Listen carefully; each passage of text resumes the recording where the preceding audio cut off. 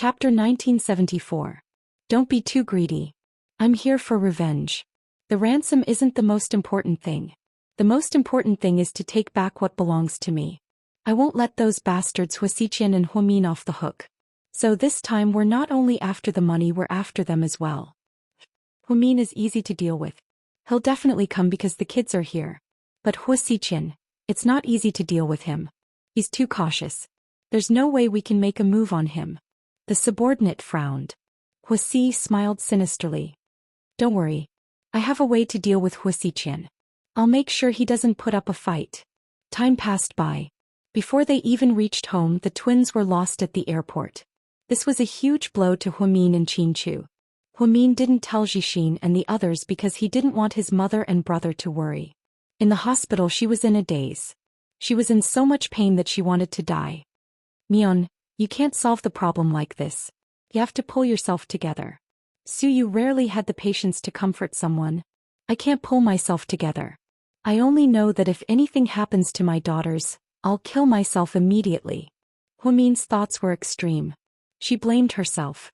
Last night, before she came back to China, she taught the two kids a lesson in Los Angeles. She even beat Little Bean 10 times. Although she thought it was too harsh, she taught them a lot.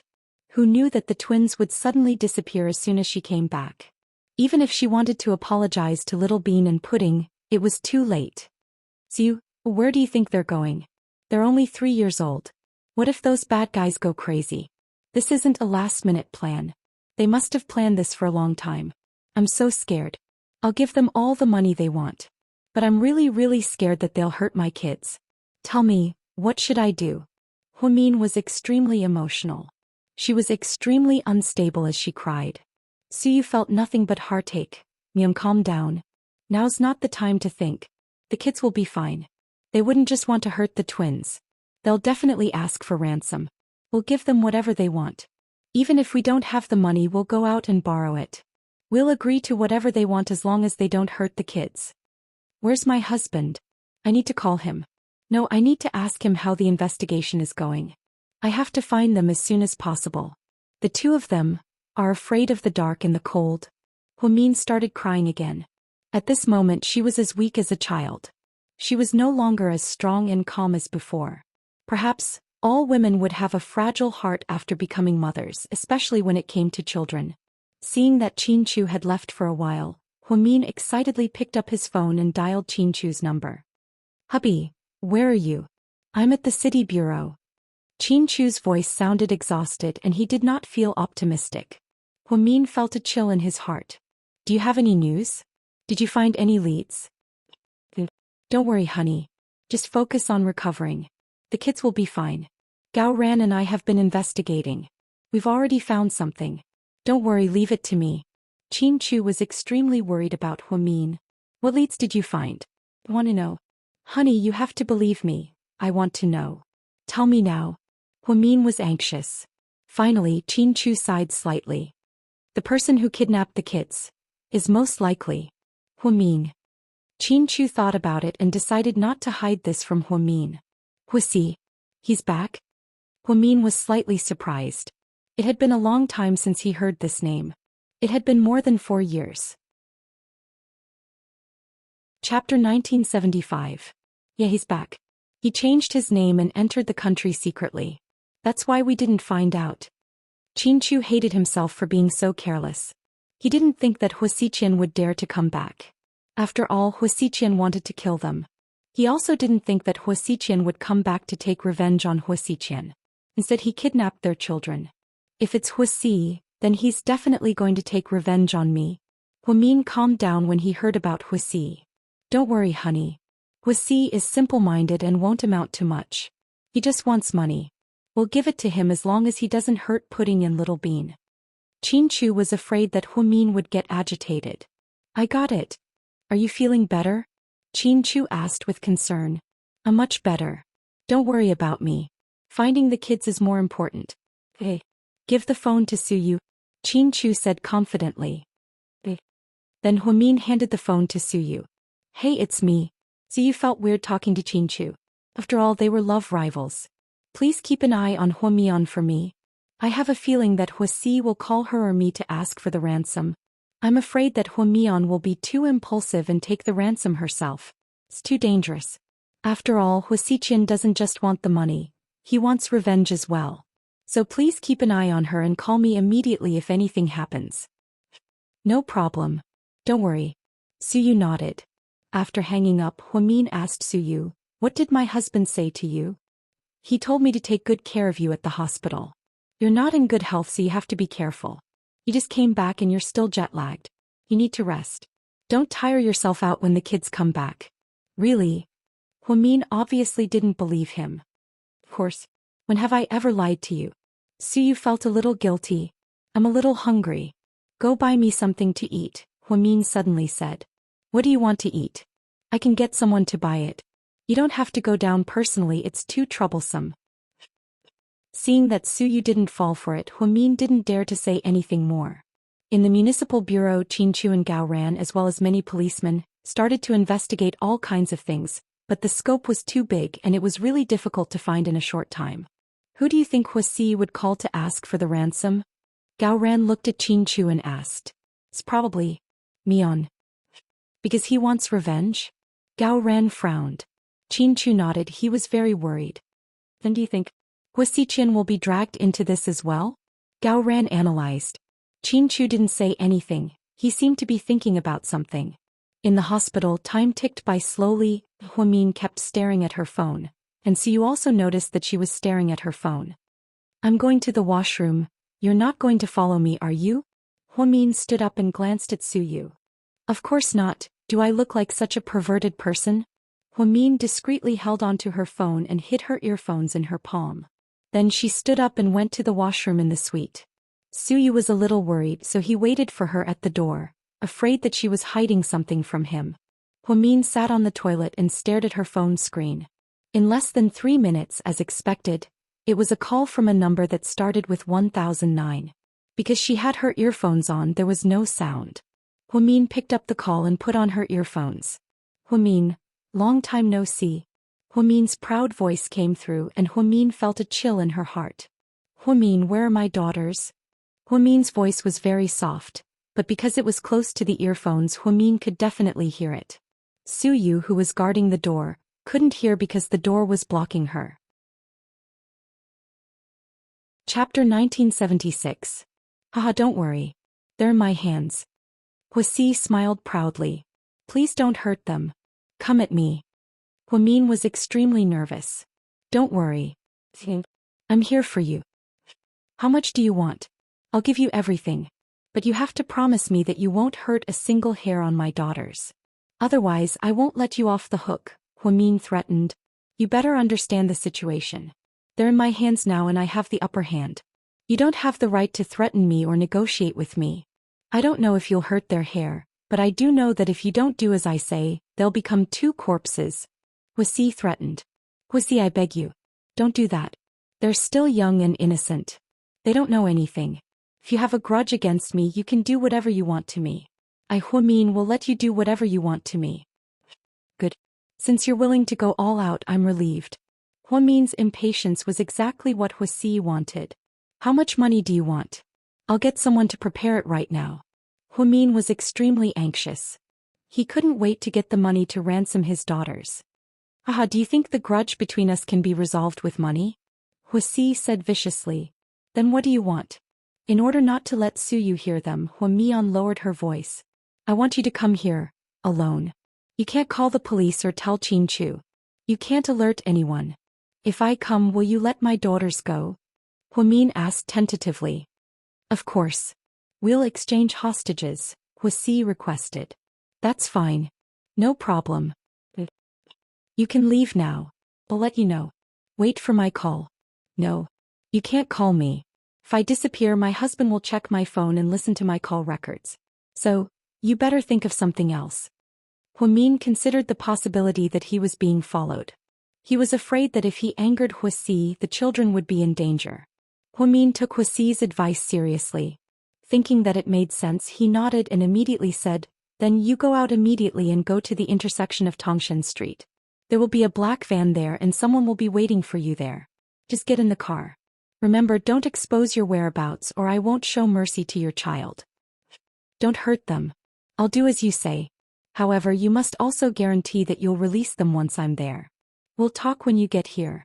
I told you that you have no right to negotiate with me. Then Huasi hung up the phone. When Huamin came out, he hid his earphones and walked out casually with his phone in his hand. You don't look well. Are you okay? Suyu stepped forward to help her. I'm fine.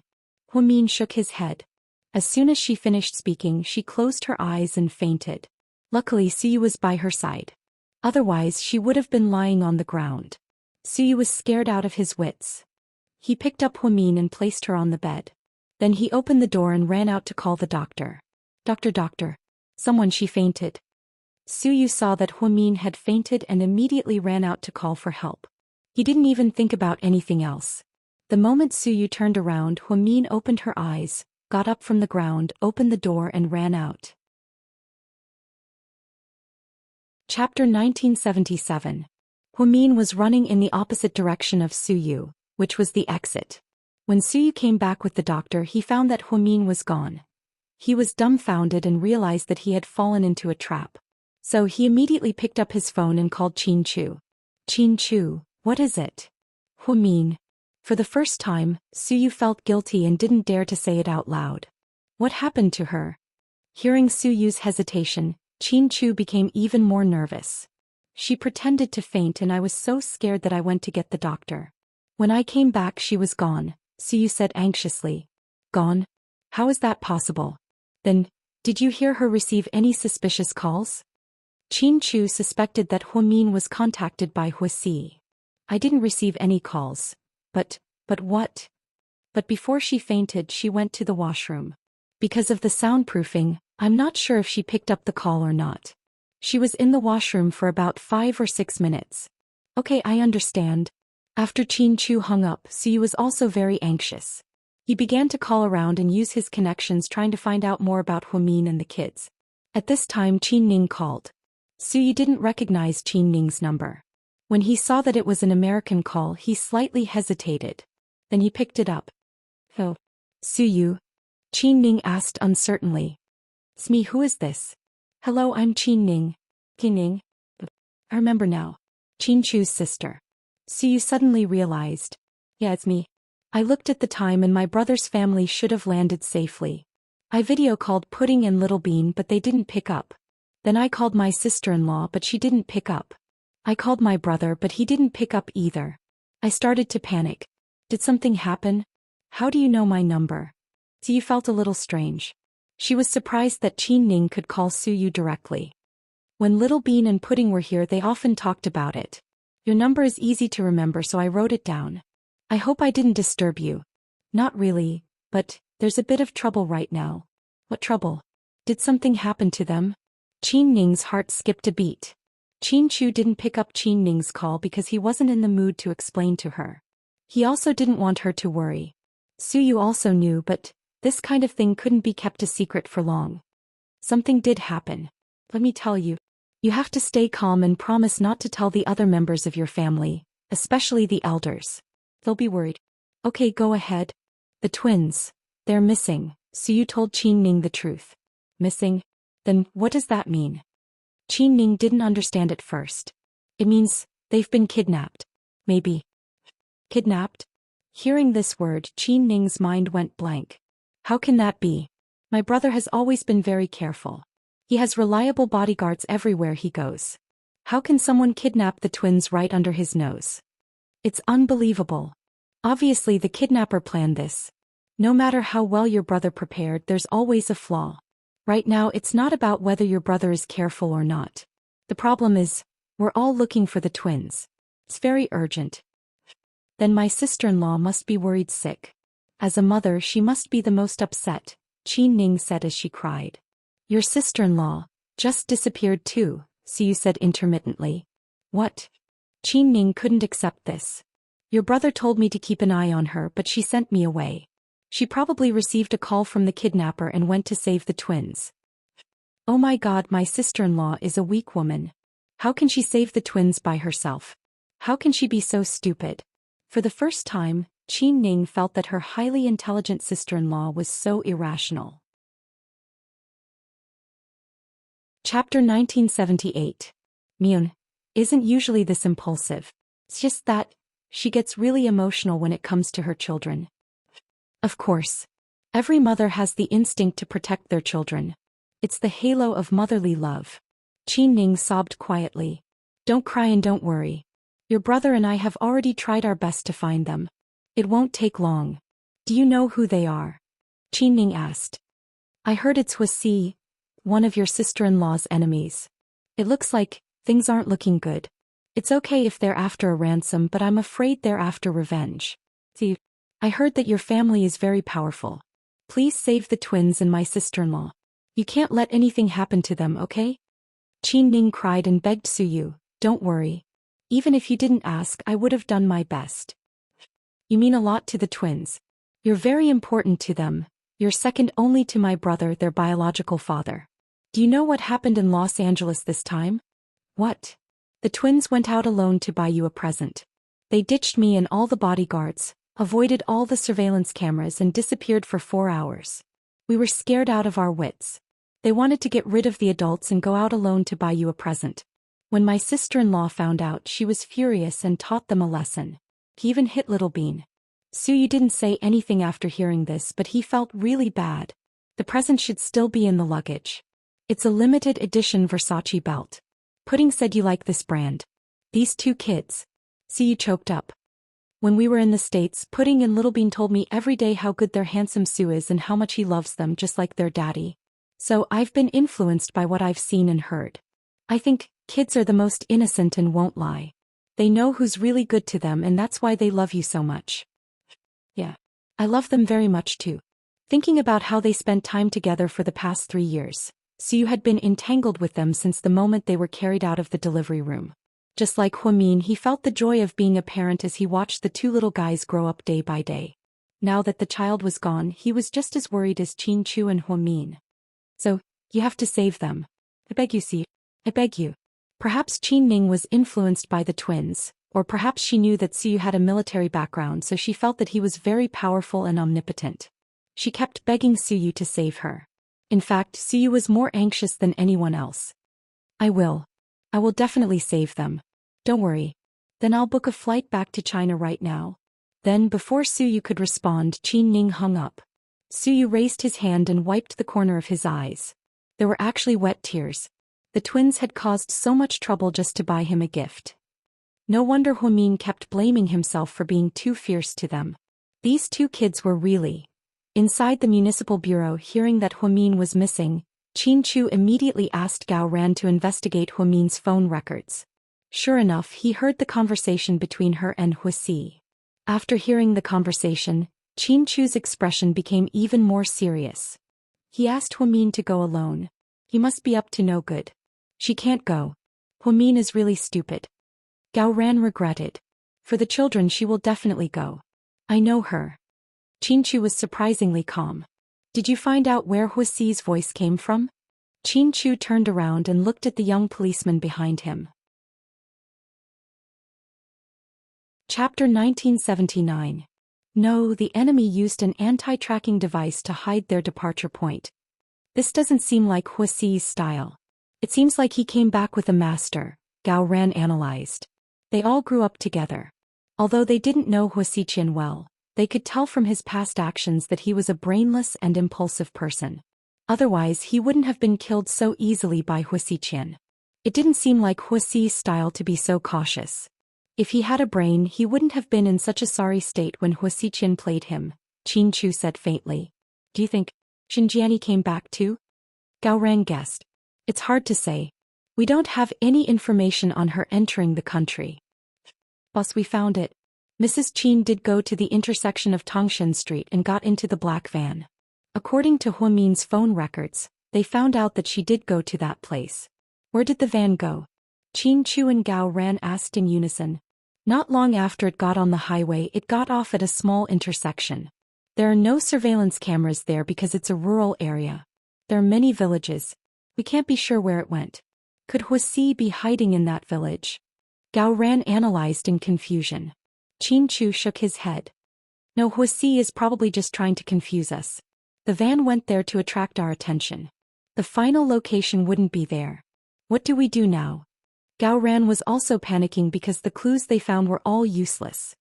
We still have to check the abandoned factory in the western suburbs and the slums in the northern suburbs. We have to find Huasi even if we have to dig 3 feet into the ground. Qin Chu clenched his fists tightly. He was more than sad at this moment. His wife and children were in the hands of the enemy.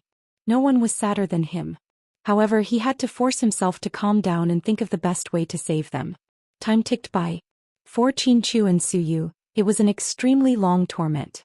Not long after, Su Yu also went to the Municipal Public Security Bureau. Together with Gao Ran and Qin Chu, he took command and deployed the plan. At the same time, in an abandoned factory in the suburbs. Help! Help! Pudding yelled. Brat, what's the matter? I need to go to the toilet.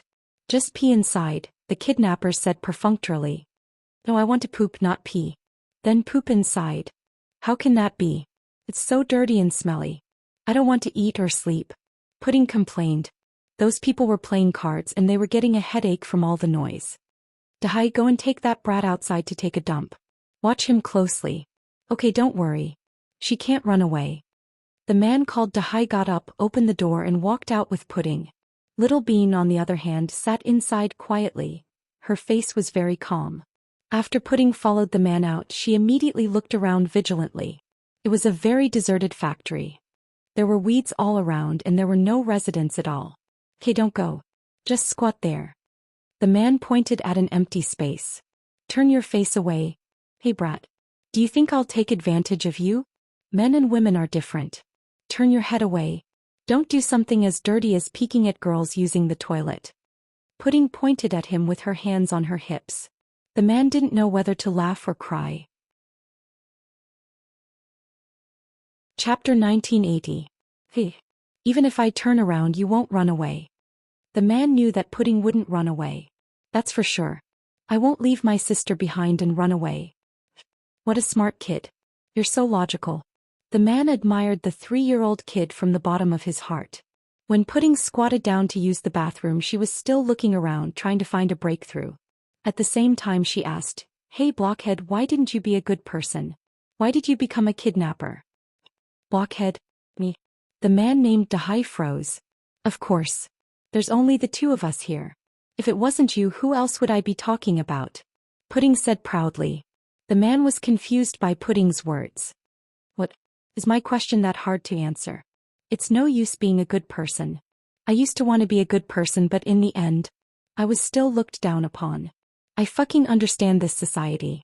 No matter what you do, people don't care about the process, they care about the result. As long as you have money, even if you steal or rob, people will look up to you. If you don't have money, no matter how noble or great you are, it's useless. In this day and age, if Lei Feng was still alive, he would be called an idiot. The man was probably distressed as well, so he complained to Pudding all at once. But, you know what? Good and evil will always be rewarded. The 3-character classic says that people are born good. I believe that you're a good person and wouldn't walk down this path for no reason. You must be forced by life, right? Forced by life? I guess so. If I had a choice, I wouldn't have ended up like this. Blockhead, you just need money. I think you're just a small fry here. Even if you get the ransom from my dad, you won't get much of it. The majority will go to your boss. So, do you want to work with me? Work with you? Don't mess around. The man was about to turn around. Don't look back. If I expose myself, I'll be very angry. Pudding reminded him seriously. Oh, I won't look back. You won't expose yourself. Don't beat me up. The man suddenly realized that this child was very funny. Although he was small, he always spoke in a mature and experienced tone. So, do you want to work together? Pudding asked calmly. How to cooperate? The man obviously just wants to tease her. You find a chance to let us go and I'll ask my daddy to give you a lot of money. For example, you can only get 2 million for kidnapping us here, but I can ask my daddy to give you 10 times more. Just for you alone, 20 million. That's a good deal, right? It's a good deal. Sounds good. The blockhead smiled. If you let us go, my dad will be grateful to you. Not only will he not call the police, but he will also let you take the money with a clear conscience. You can rest easy. If you got the money by kidnapping us, you will always be the most wanted criminal. Even if you have the money, you can only live a sneaky life.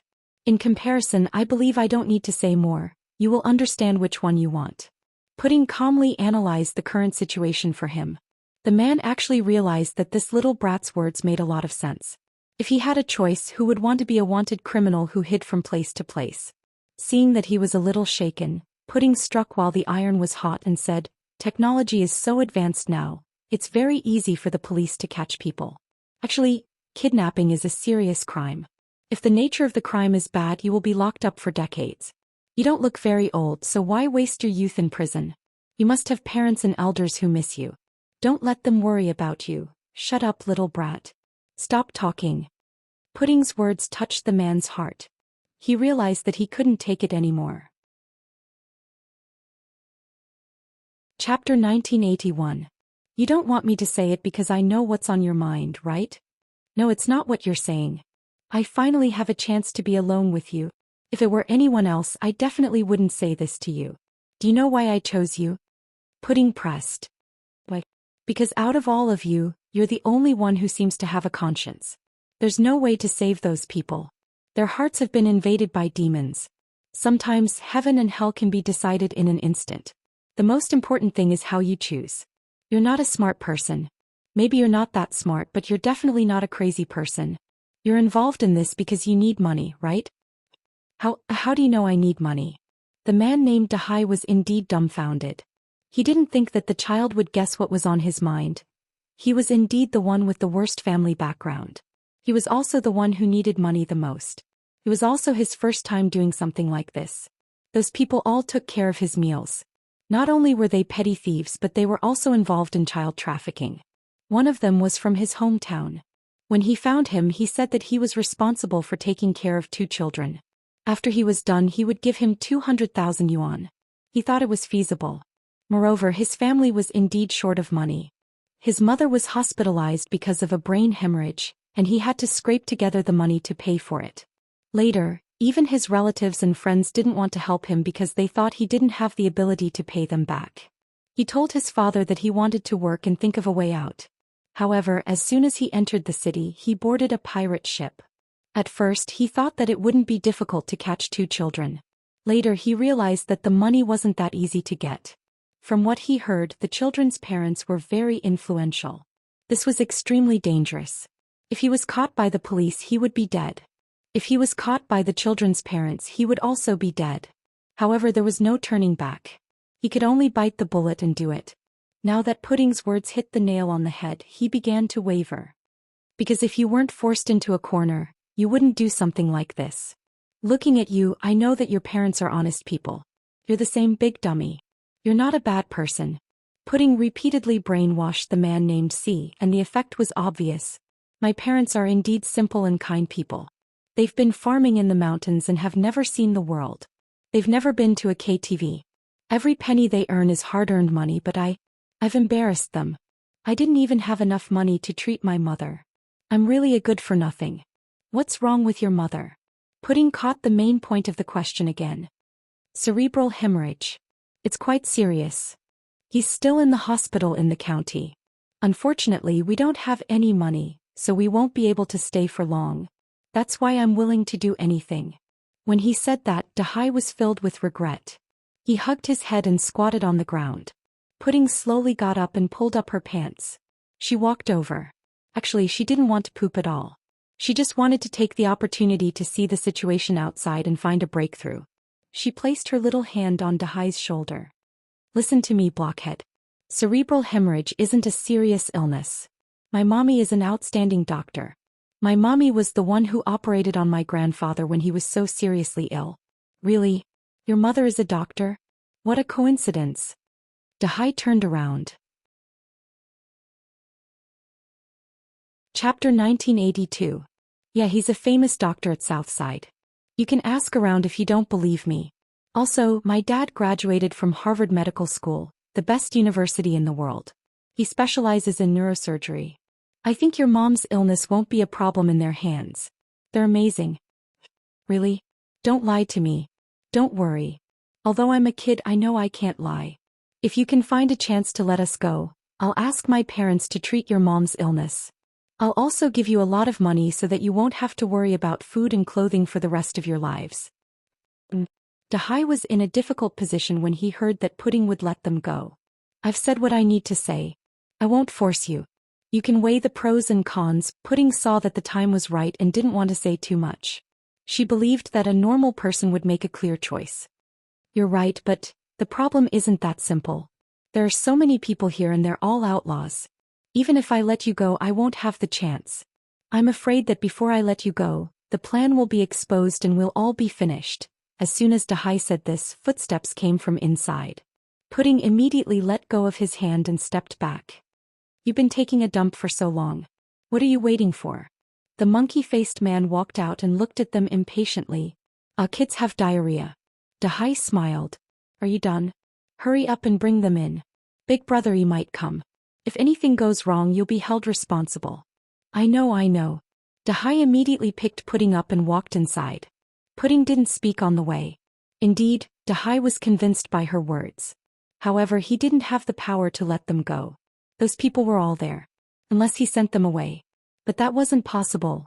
Pudding was troubled. She lowered her head and didn't speak. She was thinking about something else. When they returned to the warehouse, she immediately ran over. How was it? What's the situation? This is an abandoned factory. There are no people around. It's desolate and covered in weeds. Even if we escape, it'll be difficult. But I'm sure that we haven't left Sea City. That's much easier. I'm sure Daddy will find us. How are you so sure that we're still in the city? Little Bean was surprised. Because I saw the TV tower. Although it's far away, I can't be wrong. It's the most iconic TV tower here. Perfect. As long as we don't leave this place, the chances of Daddy and Mommy finding us are very high. Sis, you're so smart. Little Bean looked at Pudding with admiration. I wanted to turn that big blockhead over to my side, but how is it? It didn't work? Little Bean was curious. Well, you can say that. I was too naive. Even if he wants to help us, he doesn't have the ability to do so. The one who really has the final say here is that monkey-faced man, but he's definitely a fugitive, and he won't listen to us. Fugitives, oh my God, then will they kill us? Killing the hostage. Sis, I'm so scared. Little Bean started to lose her composure again. They won't. Don't worry. At least before they get the ransom, we won't be in any danger, Pudding said with certainty. I really don't know which bastard kidnapped us. Fuck, when I get out, I'm going to chop him into pieces. Little Bean was so angry that she pouted and cursed. Inside another factory in the suburbs, Big Brother Huamin is here, one of his subordinates reported. Huasi slowly stood up from his chair. Chapter 1983. Bring her in. Huasi was restless, as if he had been waiting for this moment for a long time. When Huamin was brought in, she was wearing an eye mask. Ever since she got into the van, her mouth was gagged and she had to wear an eye mask. It seemed like Huasi was a lot more cautious than before. Then, after many twists and turns, they walked through many places and seemed to have passed through many small paths before they finally reached their destination. Huamin almost got carsick from the bumpy ride. Since she didn't have time to change her clothes when she got off the plane, Huamin was still wearing summer clothes. She was wearing the same clothes she wore in Hawaii. It was a light blue long-sleeved shirt with an A-line skirt that went past her knees. She looked elegant and smart. Her hands were clean and she didn't have any jewelry on her. Huamin was a very low-key person. She didn't show off her wealth and she wouldn't wear branded clothes on the streets. Not many people would think that she was the young president of GK who had been in charge of the company for 3 years. Take off her eye mask, Huasi ordered. Then one of his subordinates pulled off Huamin's eye mask. She looked up and her vision gradually became clearer. Huasi walked over to her and removed the gauze from her mouth. Huamin, you didn't expect me to come back, did you? Really? Huamin glanced at Huasi's face indifferently. They hadn't seen each other for 4 years and he had changed a lot. His facial features were much more mature and much older. His skin had also turned dark, and there were some scars of various sizes on his face that were not very obvious. Huasi was wearing a black leather jacket. His entire body emitted a vicious aura. He looked at Huamin with eyes full of hatred. I'm curious. Why didn't you look for Huasi-chan? Why did you look for me? After all, he's your first target, right? That bastard Huasi-chan is very cautious. He's not that easy to catch. In comparison, you're easier to catch. Huasi smiled viciously. Where are my daughters? I want to see them. Let her have a look, Huasi instructed. One of the men walked over with a phone in his hand. Looking at the video, it should be from another place. The twins sat in the warehouse. They looked so pitiful that Huamin couldn't help but cry when he saw them. Huasi, keep your word. I'm here now. Let my daughter go. I'm sorry, Huamin. I never keep my word. Are you still a man? Huamin was annoyed. I came back this time with a clear goal. It's for revenge. So I don't care if my methods are honorable or not. I don't care if I'm a man or not. Even if you're trying to provoke me, I won't let you go. Your child, your husband. I'll send your entire family to hell step by step. Then Huamin pinched Huamin's chin.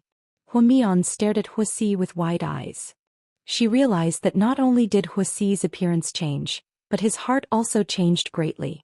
It could be said that he was blinded by hatred and had lost his mind. Huasi, the children are innocent. If you want to kill them, just kill me. Don't drag them into this. I beg you. Huamin, who had always been stubborn, was still willing to beg Huasi for the children. Don't fucking play this game with me. Do you think you're worthy of begging me? When you teamed up with that bastard Huasiqian to attack us, why didn't you think about how innocent my mother, sister, and I were? Do you know what kind of life I've been living abroad for the past few years?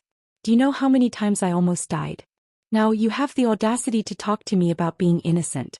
What a fucking joke. Let me tell you, you're already here. You don't have a choice. Just wait for your death, huh? After hearing this, Huamin's heart sank. At the same time, inside the Hua mansion, boss Miss Hua and the twins were taken away by Huasi's men. Huasiqian hadn't been in a good mood for the past few days. He basically stayed at home to recuperate. When he heard this news, he immediately sat up from his bed. When did this happen? Chapter 1984. It's been a few hours. A few hours. And you're only telling me now? Huasiqian was about to explode from anger. I was thinking, boss, you're not feeling well, so I didn't want to disturb you. I'll deal with you later. Huasiqian got out of bed angrily and hurriedly put on his clothes. Huasiqian knew about Huamin's return a long time ago, but he didn't tell Huamin. He did remind her out of kindness, but Huamin didn't take it seriously. She even thought that Huasiqian was trying to scare her. This time Huasi came back prepared and had been waiting for a long time. Huamian always felt like she was being followed, but at that time Huamian didn't know that Huasi was back and didn't realize that danger was approaching. Boss, what should we do now?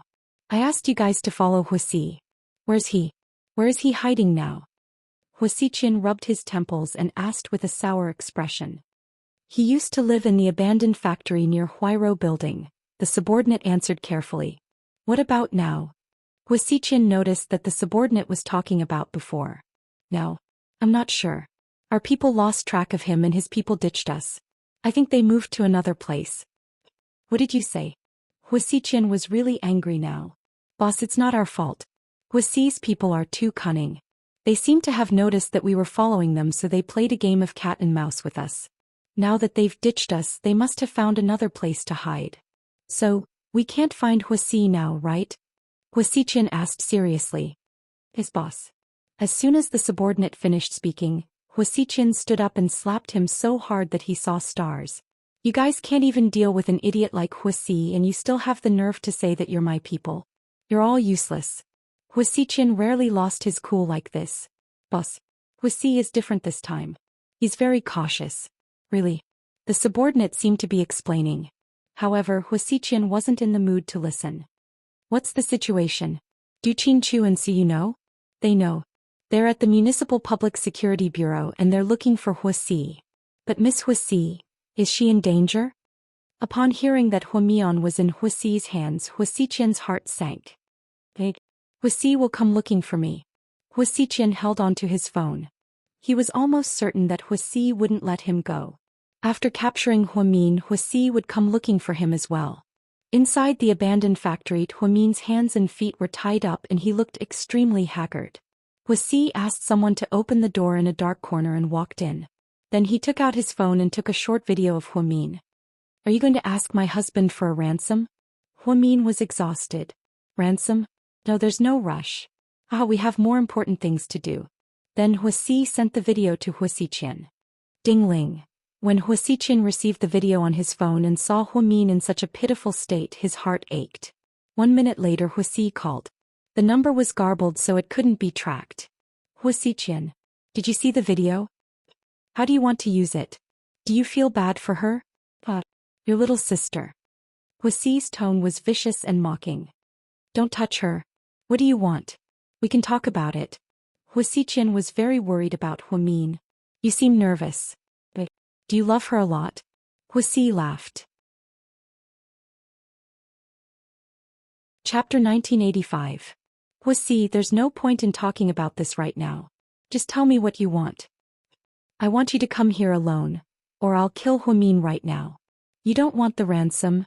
Huasiqian was a little surprised. You might not know, but I don't need money now. I've made a name for myself in the outside world. Compared to money, I want revenge more. I'll wait for you for an hour. If you don't come, Huamin will become a corpse. Don't touch her.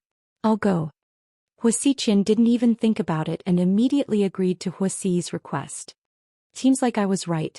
You really do love her. Huasi laughed maniacally. How do I find you? Take your phone and go out alone. I'll send someone to find you.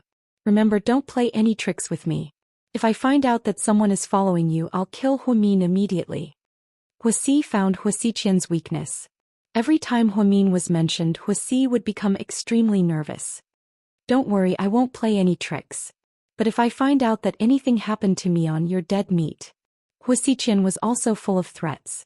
After hanging up, Huasiqian put on his clothes and went out. Boss, where are you going?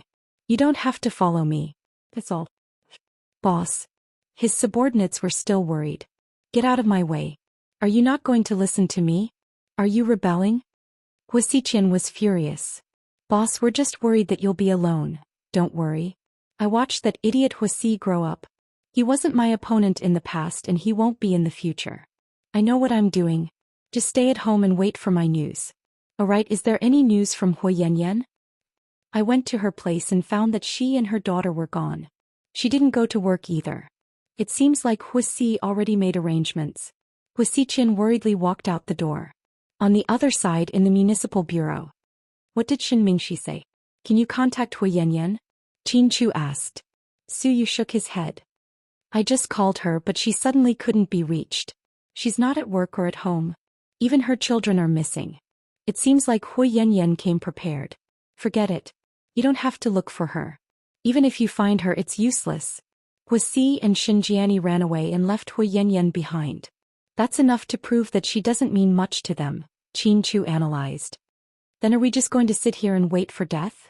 Wait for him to call us for ransom? What if he doesn't want the money? Su Yu was a little scared. He was afraid that Huasi would give up everything for revenge, including money. No one is against money, right? Huasi will definitely call. Qin Chu was also in a bad mood. However, for the sake of the big picture, he had to stay calm. Therefore, he could only pretend to be calm. Alright, your sister knows about this too. She said she'll be back tomorrow. Su Yu glanced at Qin Chu. How did she know? Qin Chu frowned slightly. Then Su Yu told him about Qin Ning's call. Qin Chu didn't say anything else. Inside an abandoned factory in the suburbs. Sis, hurry up. We're almost there. See, why did you bring me here? Huayanyan was confused. To show you something good. Something that can make us rich. Huasi smiled sinisterly. Chapter 1986. Huayanyan was still immersed in the joy of reuniting with Huasi. Before she could think about it, Huasi took her and the kids away. The kids were left in the storage room. They were playing with a big-breasted woman who had heavy makeup on and was dressed flirtatiously. Huasi said that he was going to show her something good. He was very curious. It wasn't until they walked into an abandoned factory that she began to feel uneasy. Big brothery. A few men were eating lunch. When they saw Huasi walk in, they immediately stood up. This is my sister. She's not an outsider, Huasi introduced. Hello, big sister. The hooligans casually bowed to her. Huayanyan was very uncomfortable. See, who are they? They're all my subordinates, Huasi said nonchalantly. Come, I'll show you our chips. Then Huasi led Huayanyan into a small storage room. When they opened the door, they saw the twins curled up in a corner eating lunch. They are. Hui Yanyan was shocked when she saw the kids. That's right. They're Huomin's twins. I've already caught them. With them in my hands, I can get as much money as I want from Qin Chu. See? How could you do this? Hui Yanyan looked at Huosi as if she didn't know him. She couldn't accept this. Why can't I do this? Who was the one who destroyed our family? We were a good family and Dad loved us so much. It was all because of that bastard Huomin and that bastard Huosiqian. They plotted against us and forced Mom and I to run away. You lived a miserable life for the past few years. But now, sis, no one will bully us anymore. After Huosi came back, he didn't immediately look for Hui Yanyan. He was afraid that his whereabouts would be exposed. It was only after the twins and Huomin were captured that he sent someone to pick up Hui Yanyan and the children and leave secretly. He planned to take Hui Yanyan and leave this place after he got the ransom and got his revenge. Where's Mom? I want to see her. Hui Yanyan thought Huosi was crazy and irrational. Therefore, he wanted to see his mother and understand the current situation. Mom is still in Vietnam. She hasn't come back yet. Vietnam? Why did you go to Vietnam? Hui Yanyan was stunned. It's a long story. I'll tell you when I'm free. Let's go eat. Then Huosi closed the door and left with Hui Yanyan. Do you know the person who came just now? The woman behind the bad guy? Little Bean whispered. I've never seen her before. I don't know who she is, but it seems like they're in the same group. Pudding analyzed. How much longer do we have to eat this bento box? It's disgusting. I want to eat fried chicken and hamburgers. Little Bean pouted and looked pitiful. Good girl. Hold on a little longer. We'll be out soon. Little Bean was a picky eater because of her gluttony. She couldn't stand eating bento boxes all the time. In the end, Pudding stood up and knocked on the door out of concern for her little sister. Someone come quickly, someone come quickly. Dahai, go and see what the kid is yelling about. The men waved their hands impatiently and gestured for Dahai to come and see what was going on. Dahai opened the door to the storage unit and glanced at Pudding. He couldn't tell who was the older sister and who was the younger sister. It's me, big dummy, Pudding said in a low voice. What's wrong? After yesterday's incident, Dahai had obviously established an invisible revolutionary friendship with Pudding. Chapter 1987. The food is cold and disgusting. My sister can't eat it anymore. Can you give her something else? Ham is fine too, please. Pudding put her hands together and begged pitifully. The man named Dahai saw her like this and felt sorry for her. Wait for me. After saying that, Dahai turned around and went back to the table. He took a ham and walked over. Here. Thank you, big dummy. When we get out of here, we'll repay you. Pudding smiled sweetly. Hey, let's not talk about this. Go eat. Dahai brought food and water to the twins every day. He suddenly felt that they were very cute. Especially Pudding. She was as logical as an adult. It was amazing. Pudding took the ham that Dahai gave her and went back to the corner. Sis, let's split it. I don't like meat. I'll get fat. You have it. Pudding and Little Bean declined modestly. Outside the door, several hooligans finished their meal and continued to play cards to pass the time. Guy, what the fuck are you doing? Play your cards. The monkey-faced man kicked Dahai. Oh. He came back to his senses. What's wrong with you? Why are you so distracted? Brotherly, what do you think? What we're doing, isn't it a crime? Kidnapping such young children? Dahai's conscience began to feel uneasy. Hey, what's wrong? Did you find your conscience? If you're scared, then quit. That's how it is these days. The brave die of overeating while the cowardly die of starvation. Wealth comes from danger. If you don't even have the guts to do this, then you should go home and drink milk. Don't fucking stay in this world. No, what I mean is, after Big Brother E gets the money, will he let the children go? Dahai asked worriedly. You're thinking too much. We just need to get the money and be done with it. After that, whether Big Brother E kills or lets the children go has nothing to do with us. Don't fucking worry about it. Like a woman, play your cards. Dahai's heart was in a mess. He didn't want anything to happen to the twins. Whenever he thought about the bright and lively children dying here, he would feel terrible. But it didn't help because even if he wanted to let them go, the others wouldn't agree. Meanwhile, Huosi brought Hui Yanyan back to his home. Sis, look who else I caught. Huosi pointed at the corner of the warehouse. Hui Yanyan looked up and was dumbfounded. Is that Humin? I'm good, aren't I? She's actually very easy to catch. As long as we catch the child first, we don't have to worry that Humin bitch won't come. See, don't you think you're being too? Before Hui Yanyan could finish speaking, a subordinate came in and reported, Huasiqian is here, boss. Very good, everyone is finally here. Huasi patted Hui Yanyan's shoulder. Sis, I'll go out and take a look. You can go in and talk to that bitch Humin. Give her a few slaps to vent your anger. She's now a piece of meat on our chopping block. Huasi thought that Hui Yanyan hated Humin to the core. So he left after saying that. Hui Yanyan opened the door to the warehouse with trembling hands and walked in. Humin. She called out softly. Yanyan. Humin looked up, his voice weak. His cheeks were red and swollen. It was obvious that he was hit. Oh my god. I'm sorry. I didn't know C was back and I didn't know he. Hui Yanyan ran over and squatted beside Humin, crying quietly. Don't cry. It's not your fault. I know. I just saw your children. They're locked up there too. My children. My children. Are they okay? Humin's voice became emotional when he heard about his children. Chapter 1988. Humin, don't worry. The kids are fine. They're not hurt. They're safe. Hui Yanyan immediately comforted him. Where are they locked up? They're in an abandoned factory on the other side. Then, where is this place? I don't know. When I came here I was also brought in with a blindfold. C might be on guard against me. I think. Humin nodded after hearing Hui Yanyan's words. Are you okay? You don't look well. I'm fine. As long as the kids are fine, I'm not worried about anything else. Don't be afraid. I'll find a way to save your kids, Hui Yanyan said sincerely as she held Humin's hand. Thank you, Yanyan. At this moment Humin was extremely grateful. Don't say that. When I was bullied you stood up for me. I'm not that heartless. Plus, I know that you and Huasiqian are enemies. What happened back then wasn't your fault.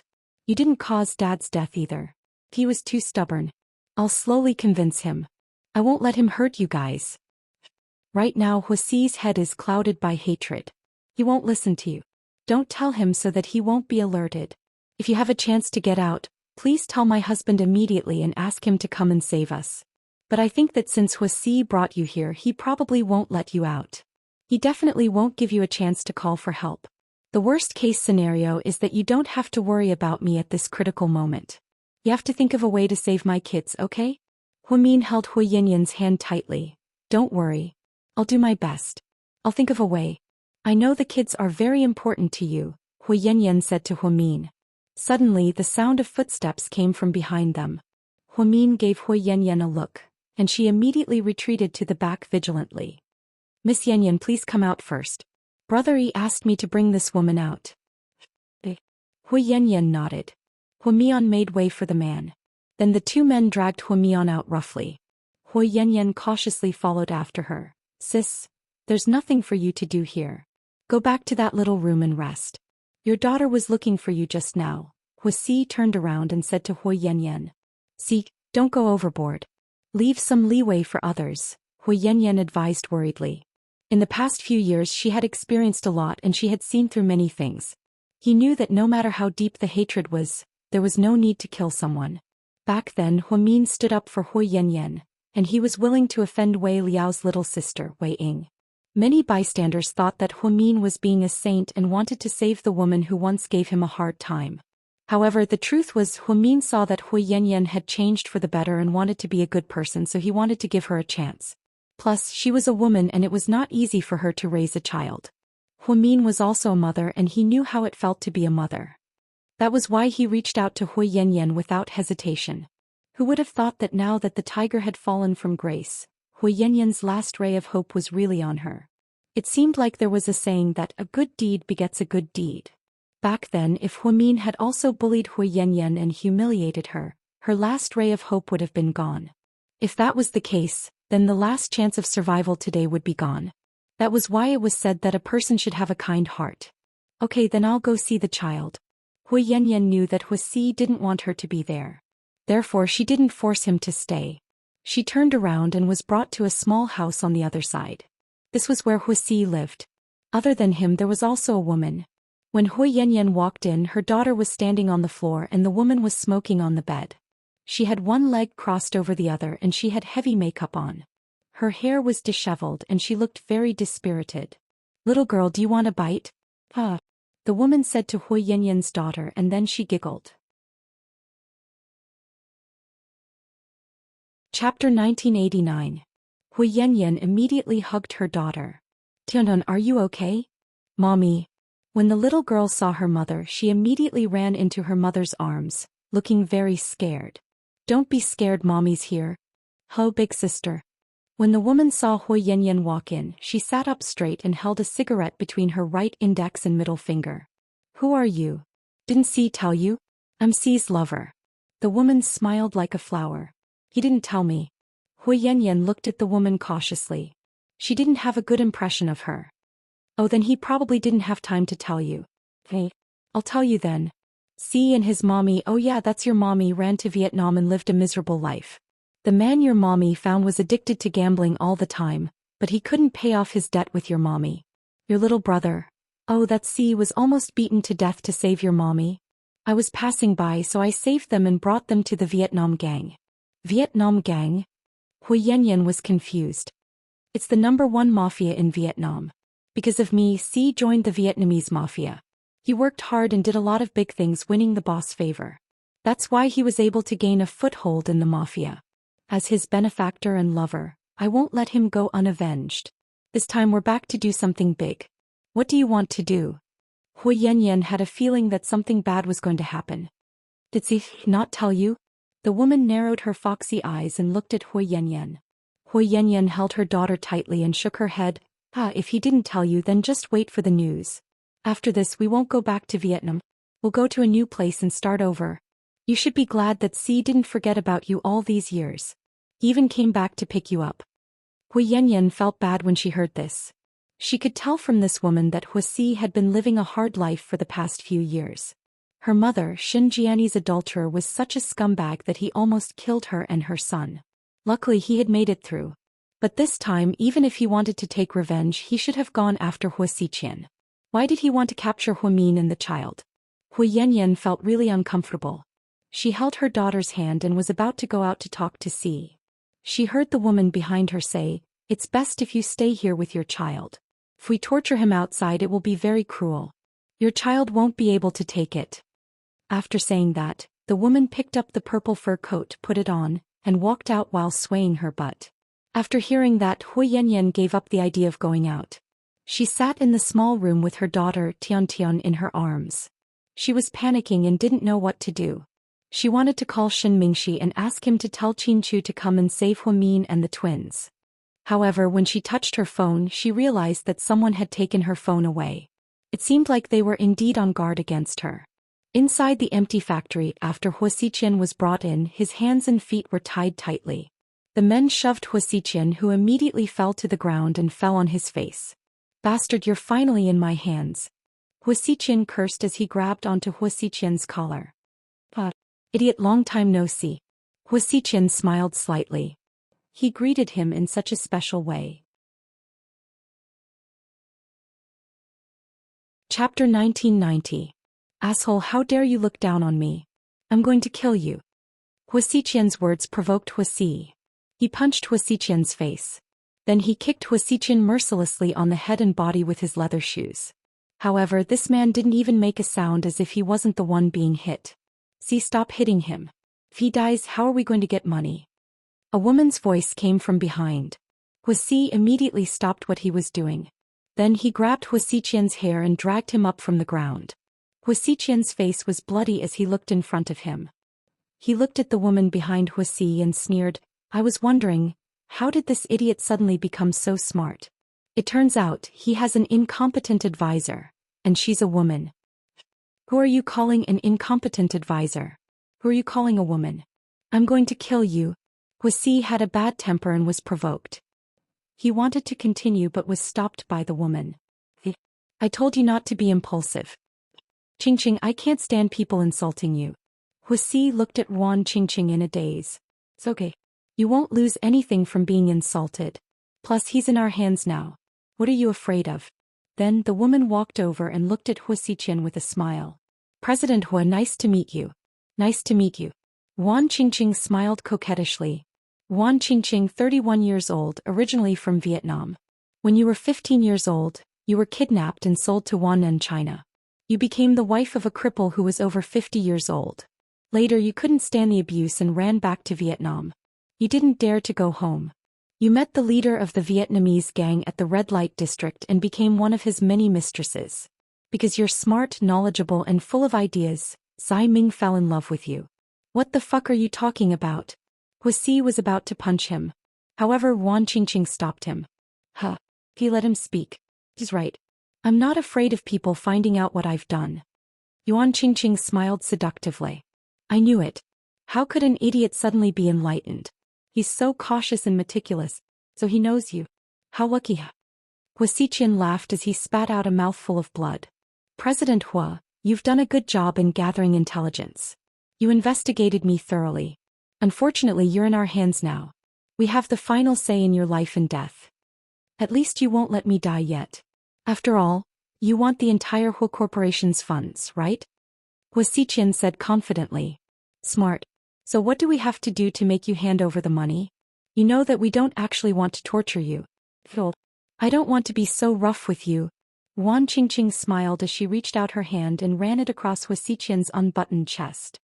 What if I say, no matter what, I won't give you the money? Hu Xiqian smiled evilly. Then that's easy. Men, bring that bastard Huamin over here, Hu Si ordered fiercely. Then one of his subordinates dragged Huamin over to Hu Xiqian. Hu Xiqian hadn't seen Huamin in a long time. Meeting her under these circumstances was really, what do you think? Are you going to thank me? It's not that easy for you to see her, Yuan Qingqing said with a smile as she played with her fingernails. Huamin raised his head and looked into Hu Xiqian's eyes. Both of them had a complicated look in their eyes, but neither of them said anything. Chapter 1991. I really have to thank you, Miss Wan. Otherwise, I wouldn't have been able to see my little sister. Wan Qingqing slowly walked up to Huamin, reached out her hand and slowly lifted his chin. Then she looked at him carefully. The truth is, I'm really curious. I've seen many photos of her and I've looked at her for a long time. No matter how I look at her, I don't think she's a great beauty. She doesn't fit the standards of Chinese beauty either. But she's so beautiful that all of you guys are crazy about her. You see, Qingchu, you guys are all idiots. So, I thought that when I see Huamin in person I have to take a good look at her. What's so special about her? Is it her face or her body? But I'm really disappointed. She's not pretty and her breasts aren't as big as mine. But she's not a whore. As soon as Hu Xiqian finished speaking, Hu Si viciously kicked him in the stomach. He used all of his strength in this kick and Hu Xiqian flew a few meters away. His face was pale and weak, Huamin's heart ached as he looked at him. Although he hated Hu Xiqian, they were both hostages. Huamin, do you know how hard it is to catch Hu Xiqian? I've been back for a long time and I've been scouting the area. It's not that hard to catch you and your child. But this Hu Xiqian is very cautious. Every day his whereabouts are very well planned. I had no idea where to start. I found out a secret. Do you know what that secret is? Hu Si looked at Huamin viciously and smiled. Huamin didn't say anything. He only coldly glanced at Hu Si's face. Don't look at me like that. You know everything, don't you? Hu Xiqian is a big pervert. He loves you and he slept with the person who was his little sister for many years. So, as soon as I sent him the video of you being captured, he immediately came to die. There's a saying that goes, what is love? Everything has its weakness. I can't believe that a person like Hu Xiqian would care about someone. I'm surprised. That's good. It's much easier to deal with someone like him. Hu Si, stop talking nonsense. I won't take a single cent from you for treating me like this. Hu Xiqian was lying on the floor. Even though he was in a pitiful situation, he still laughed arrogantly. Don't worry, you won't be able to say it in a while. To hua mean to hua was to hua to hua to hua. Ha, a hua mean. You idiot. Let me tell you, I was the one who did everything back then. It had nothing to do with Huamin. You can go and check if she owns any shares of the Hua Corporation. We've been enemies for a long time. How can you use my enemy to threaten me? Are you stupid? Hua Xiqian deliberately tried to confuse the situation. I don't need you to tell me that. Do you dare say that Huamin had nothing to do with what happened back then? Then why didn't she do anything when Dad needed money? Why didn't she ask GK to help us? I can't believe you're Dad's daughter. You must be blind. What kind of child would watch her father die? Huamian, you're such an ungrateful person. Hua Xi's hatred towards Huamin was beyond anyone's imagination. Hua Xi, first of all I want to say, I'm not Hua Jinghai's daughter. So, I don't think it's wrong for me not to lend him money. Secondly, he didn't care about me and my mother for many years. He didn't fulfill his responsibilities as a father, so calling me an ungrateful bastard is hilarious. I don't know where that came from. You hate me because I'm living a better life than you. You're living a better life while you're living like a mouse. So you're just jealous, right? Huamin couldn't hold it in any longer and began to argue with Hua Xi. Huamin's words seemed to have angered him. He slapped Huamin hard on the cheek. Slap. Huamin felt a burning sensation spread across his entire face. Huamin was already numb. Hua Xiqian's heart ached as he watched. Chapter 1992. Hua Xi, don't you just want to get revenge? Come at me if you can. No.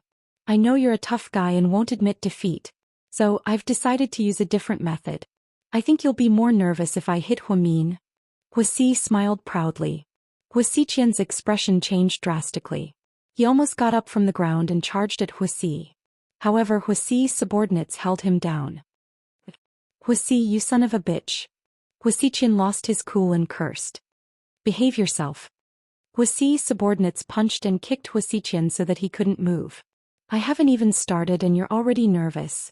Say, if I get a few buddies to rape Huamin in front of you, you'll probably be more excited than her husband Qinchu, right? You can't take it, right? Hua Xi, don't touch her. I'll give you whatever you want. Hua Xiqian, who was always fearless and had no weaknesses, finally admitted defeat. He was afraid that Huamin would do something to Hua Xi. Hua Xiqian, you don't have to listen to him. Even if you give him the money, he won't let us go. Don't be an idiot. Huamin looked at Hua Xiqian calmly. Shut up, you bitch. I'll deal with you later, Hua Xi said angrily. Hua Xiqian glanced at Huamin and shook his head, signaling for her to stop talking. So, how do you think you can give me the money? Hua Xi walked over and stepped on Hua Xiqian's hand. Hua Xiqian used all his strength to press down on Hua Xiqian's hand. Of course, I'm willing to give you the money. But, if I want to use a large amount of money, I need to do it personally. I can't just give you the password and give you the card, Hua Xiqian said with difficulty. So? Hua Xi raised his eyebrows. So? I suggest you go back with me and do it, Hua Xiqian said calmly. Go back with you? Do you think I'm a 3-year-old kid? How do I know if you're going to play tricks on me? Listen, Hua Xiqian, I don't care what you do, but you need to prepare $10 million in cash right now. Also, I want an international check for $500 million. I'll give you 1 hour. Hua Xi demanded. That's impossible, I don't have enough time. I can't get it, Hua Xiqian immediately denied. Hua Xiqian's hands of his, he took, Huamin took out a dagger and pressed it against Hua Xiqian's face. Hua Xi, kill me if you dare. Huamin glanced at him coldly. Don't try to provoke me. Do you think I don't have the guts to do it? Hua Xi glared at him. Hua Xi, you're a bastard. The Hua family would never do something like that.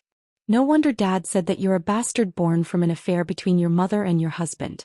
You don't act like a man. You're the same no matter where you go. You're like a rat on the street. All you can do is sneak around. You're always looking at other people's lives better than yours. Hua Xiqian was really anxious. Therefore he said a lot of things to provoke Hua Xi.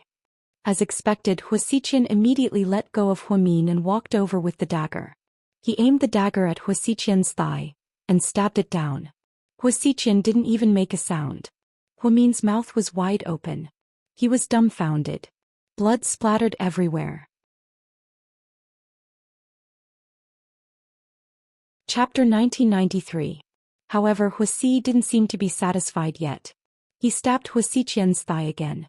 That's enough, Xi. Luckily, Yuan Qingqing stopped him in time. We can't kill him yet. We haven't gotten what we want yet. Yuan Qingqing glanced at Hua Xiqian indifferently. Only then did Hua Xi stop. Hua Xiqian ignored his injury and looked at Huamin, who wasn't far away. Seeing that Huamin was fine, he let out a sigh of relief. At this moment, Huamin's feelings were extremely complicated. She knew all too well that Huasiqian wouldn't intentionally provoke Huasi. Every time Huasiqian wanted to hurt her, Huasi would deliberately provoke Huasi and then divert his attention. However, the price he had to pay was too high. To be honest, Huamin wasn't worried that Huasi would disfigure her. In her heart, all she cared about was that the children were fine. She wasn't the most beautiful woman in the world, so she didn't care if Huasiqian hurt her. After all, he couldn't really kill her. Huasiqian, a wise man, knows better than to fight when the odds are against him. You better do as we say. We don't have time to waste on you. You can divert attention or provoke C. If you can't do as we say, then we'll have to kill Huamin in front of you. Then we'll kill you. Give me my phone. I'll call the company's finance department and ask them to prepare the money. Huasiqian lay on the ground, his voice weak. Just then one of Huasi's subordinates walked in and whispered to Huasi, "Boss, we have to change locations quickly. Those people have already started a thorough search of all the factories in the suburbs." Not only did the Municipal Public Security Bureau send out a large number of police officers, but the military also sent out a lot of people. We're in trouble now. We have to end this quickly. I got it. Huasi nodded and turned to look at Wan Qingqing. Qingqing, there's an accident. What accident? Wan Qingqing glanced at Huasi. The police from the city bureau and the military have all been mobilized. Many people are searching the surrounding area. Should we move to another place?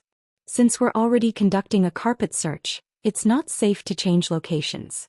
I don't think they'll be able to come here anytime soon. We'll leave at the pier after we get Huasiqian's money within an hour. Will this work? Huasi was a little nervous. What? Are you scared? Wan Qingqing looked at Huasi mockingly. Of course not. I just feel that there are still many things that I haven't done yet. There's no hurry. After you get the money, you can blow this place up or kill the hostages. I just want to get the money. Wan Qingqing's goal was very clear. All right, we'll do as you say. Huasi nodded and placed Huasiqian on the other side of the room to monitor his calls to the finance department and the bank manager. Tell your people to send the things to the location we gave them. If they call the police, I'll cut you into pieces. Huasi's dagger was pressed against Huasiqian's throat. Everyone was busy watching over Huamin and Huasiqian. Huayanyan saw an opportunity and sneaked out the side door with her daughter. Then, using her memory, she arrived at an abandoned factory less than 2 miles away. It was the place where the twins were locked up. Wait for mommy here. Huayanyan comforted her. Where are you going? Mommy? The little girl looked helpless. Chapter 1994. Mommy is going to save the 2 little girls. Stay here and don't go too far. Mommy will be back soon. Seeing that the sky was getting dark, Huayanyan thought this was an opportunity. As long as she saved the twins and ran to the grass, her little figure would hide in the grass and no one would find her. Huamin cared so much about the kids, so she had to find a way to save them. After Huayanyan finished speaking, she gritted her teeth and left her daughters here. She thought that even if they were discovered, the twins were C's nieces, so he wouldn't do anything to them.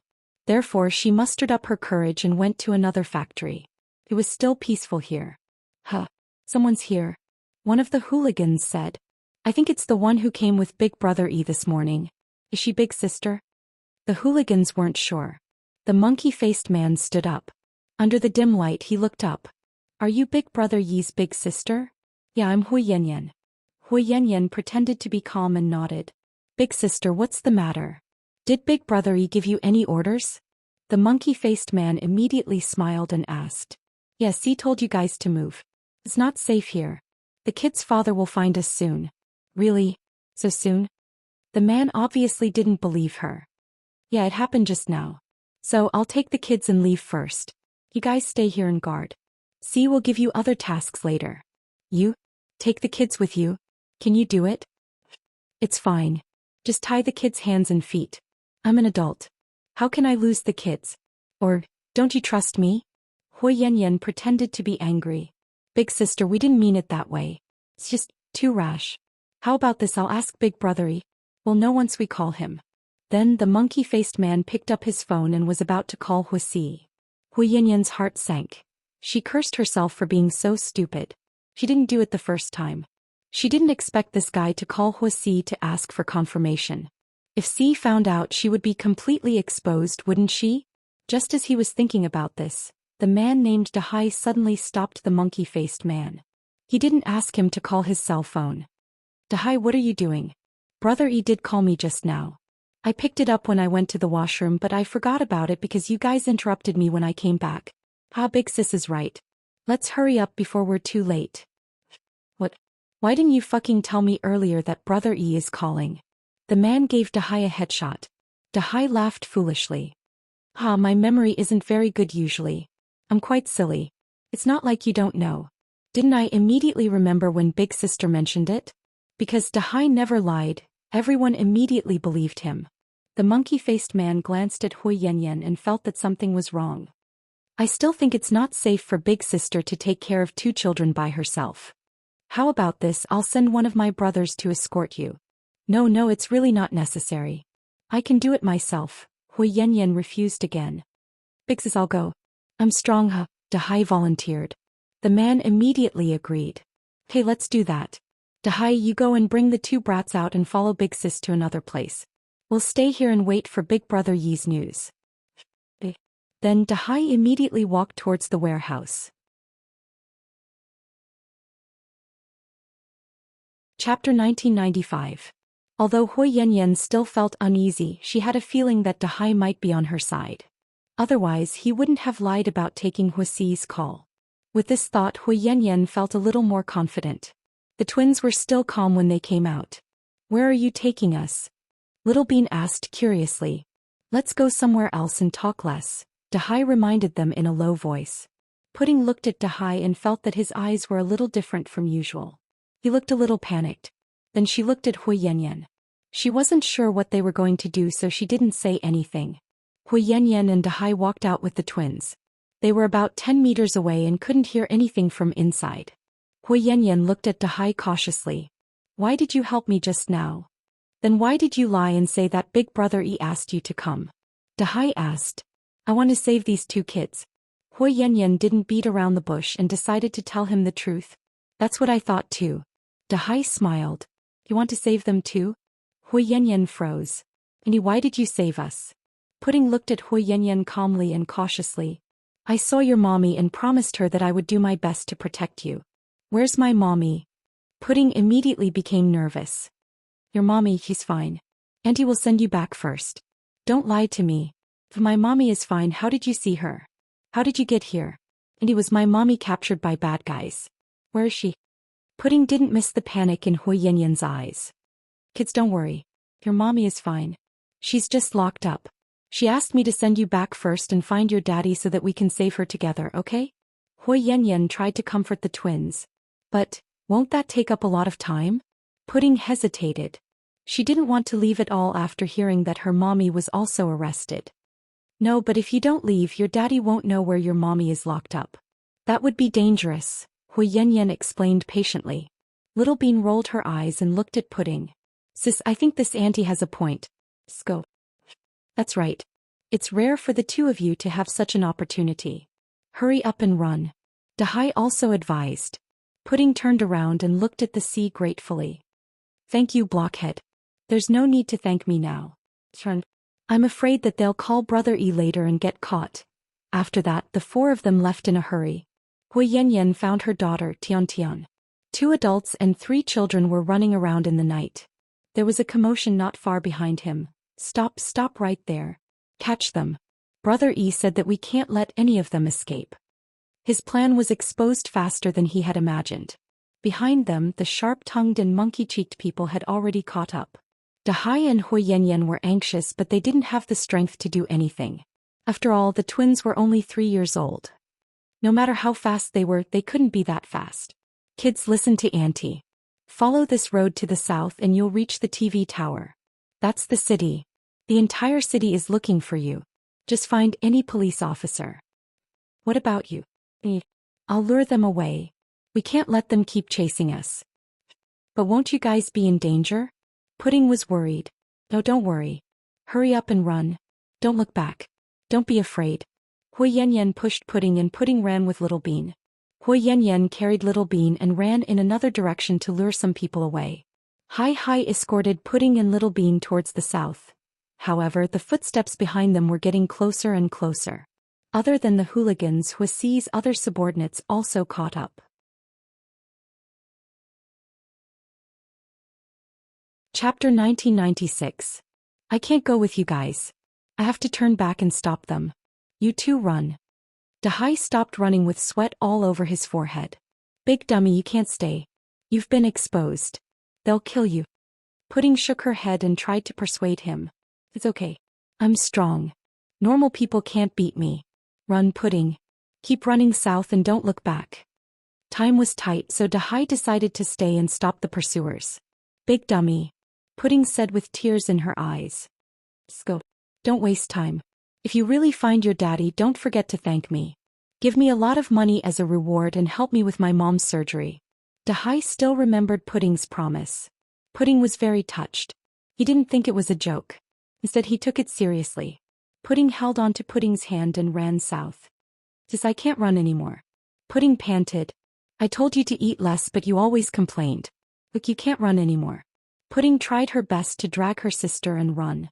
Although she couldn't go on and didn't know how far she had to run, she still had to run. If she gave up now, then everything that the auntie and the big dummy did would be in vain. Therefore, Pudding ran with all her might. Even if she couldn't run anymore, she wouldn't give up. Sis, I heard everything. There are people chasing us. It looks like the big dummy can't go on. I'll stay and distract them. I'll buy you some time. Go and find Daddy. No, we have to go together. I won't leave you behind. Pudding wouldn't agree no matter what. Sis, we're in a situation like this. Don't be so polite with me. It's a matter of life and death. Mommy is waiting for Daddy to save her. If I stay, they won't do anything to me even if they catch me. They don't want to kill me. Pudding analyzed rationally. Then I'll stay and distract them. You run and find Daddy. Pudding was determined. How can I do that? I'm not as smart as you. I can't remember the route. Even if I run, it's useless. Daddy won't be able to find you. The sisters were pushing each other when they heard a commotion behind them. Quickly head south, those two brats should have run in that direction. Quickly chase after them. Sis, hurry up and leave, I beg you. Otherwise, it'll be too late. Little Bean used all her strength to push her sister's chest. Pudding felt her tears fall uncontrollably. Little Bean, sis, I love Mommy, I love Daddy, but I love you even more. Although you always quarrel with me and are always cold and arrogant, I'm still proud to have a sister like you. Hurry up and run if Mommy and I can't go back. You have to keep an eye on Daddy and don't let him marry another stepmother. Little Bean tried to make her sister laugh, but Pudding couldn't laugh now. Her little face was covered in tears, as if she had been drenched by a heavy downpour. It was a tragic sight. Hey, don't cry. Run. Be good. Little Bean turned around and ran in the other direction. As he ran, he sang, "Twinkle, twinkle, twinkle, twinkle, the sky is full of little stars." He was afraid that his pursuers would not be able to hear him. Pudding didn't dare to waste any time. She wiped her tears and continued to run. As she ran, she cried and mumbled to herself, "Idiot, you're still singing Twinkle, Twinkle, Little Stars at a time like this." Pudding didn't know how long she had been running. Just as she thought she was about to lose consciousness, she vaguely saw a police car in front of her. "Help," she said weakly, and then her vision turned black and she fainted. Chapter 1997. Chin Chu, Su Yu and Gao Ran were waiting for news at the Municipal Public Security Bureau. Suddenly, a subordinate reported, a 3-year-old girl was found on Huiran Road. She seems to be Mr. Chin's missing daughter. Mr. Chin, please come and confirm. How many children? Chin Chu couldn't sit still. Only one. Hearing this, Chin Chu's heart sank. Where is she? Let's go check it out. Siu was also anxious. He told his grandfather that the military was involved. This time she was determined to stop that bastard Hui. He was so heartless that he wouldn't even let a child off the hook when he was seeking revenge. Chin Chu, Su Yu and Gao Ran immediately rushed to the first hospital after receiving the news. Pudding was sent to the emergency room for an oxygen mask. "Doctor, how's the child?" Chin Chu was also worried sick. "The child is fine. She just ran for too long and lacked oxygen. She'll be fine after a while." Hearing this, everyone let out a sigh of relief. When Chin Chu and the others walked in, they immediately saw Pudding lying on the hospital bed. It's really Pudding. Tiu was quite happy. But, why is Pudding alone? Where's Little Bean? Gao Ran frowned slightly.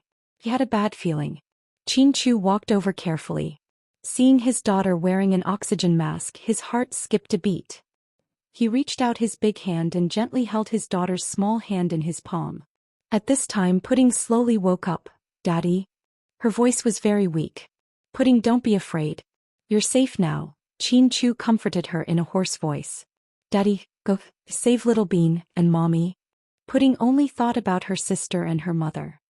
They were looking for them. They're in the western suburbs, less than 15 miles away from the TV tower. There are no villages around, only wild grass. There are 2 factories about 2 miles apart. There are a lot of people there. You have to be careful. Pudding told him everything she knew in one breath. Even Gao Ran was shocked.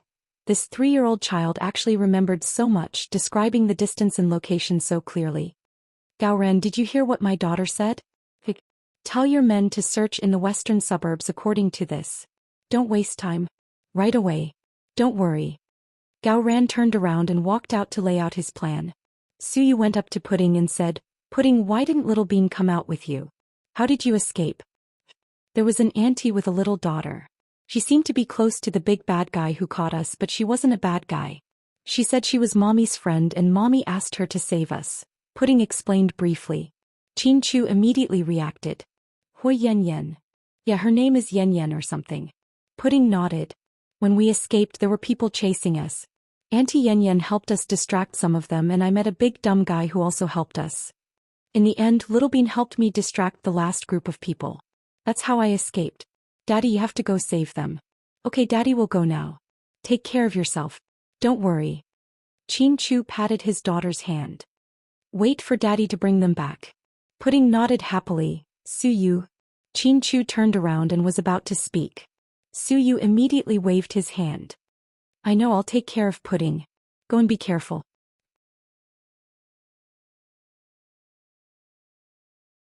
Chapter 1998. See, listen to me. Huimin helped me a lot these past few years. Every time I was bullied, she would stand up for me. She even found me a job and gave me money. She really helped me a lot. She's not as bad as you think. Forget it, sis. Wake up. She'll be good to you. If she was good to you, you wouldn't be where you are today. She's rich and lives in South Hill Manor. What about you? You and your daughter live in a rented apartment that's less than 50 square meters. She eats all kinds of delicacies. What about you? You eat the cheapest bento boxes every day. She enjoys life, but you work so hard to make a living. Think about it, who put us in this situation? If she didn't conspire with Hua Xichen back then, would we be like this? We're already the high and mighty young master and young mistress of the Hua family. Can you wake up a little? Hua Si thought that Hui Yen Yen was bewitched by Huimin, so she kept speaking up for her enemy. I'm awake. You're the one who's not awake. You're the one who's blinded by hatred. Think about it, you're not even Dad's son. Dad was the one who imprisoned you and Mom. He was disappointed in you and didn't care about me. This has nothing to do with Huimin. If you want to talk about the family assets, it was Hua Xichen who did it. Don't hurt the innocent. See, even you're laughing at me? You think I'm a bastard? Hua Si stared at Hui Yen Yen with bloodshot eyes. That's not what I meant. Stop talking. Men, take her and her daughter to the car. I need to take care of things here. Okay, big brother E. His subordinates nodded and took Hui Yen Yen and her daughter away. We have to hurry. That brat ran away. I think the pursuers will be here soon. We don't have time. Wan Qingqing looked at her watch and reminded Hua Si. He picked up his phone and called Chin Chu. Since he had already been exposed, then, there was no need to be afraid that he would be able to trace his whereabouts because of the call. At that moment, Chin Chu was driving a sports car and was about to arrive. Oh. He put on his earphones. Chin Chu, you still have a daughter and a wife in my hands. What do you want? I don't care what method you use. 1 billion international check, I want it now. No problem. You have to guarantee the safety of my wife and daughter. She's in my hands. You have no right to negotiate with me, Hua Si said viciously. In short, I have to ensure the safety of my wife and daughter. Otherwise, you won't get a single cent. Chin Chu tried to calm Hua Si down as he drove. He was extremely anxious. On the bus of the municipal bureau chief Gao, Mr. Qin is missing. Gone? What do you mean? He probably didn't follow your plan and went to save them himself. This guy is too stupid. Huasi and his men came prepared. It's dangerous for him to go alone. Hurry up and set up a checkpoint at the intersection to stop him. Gao Ran was extremely anxious. It's too late. They'll be here soon. Gao Ran was speechless. See, let's get out of here. Otherwise it'll be too late. Wan Qingqing urged Huasi. They had successfully obtained the cash and check that Huasiqian transferred to them. Huasiqian was on the verge of death after being beaten up by Huasi. The knife wound on his leg was still bleeding profusely, however his eyes never left Huamin. He was afraid that Huasi would suddenly attack Huamin. Huamin didn't even have the heart to look at Huasiqian. He hugged his daughter and comforted her. Don't be afraid.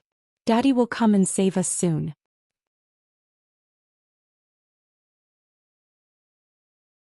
Chapter 1999.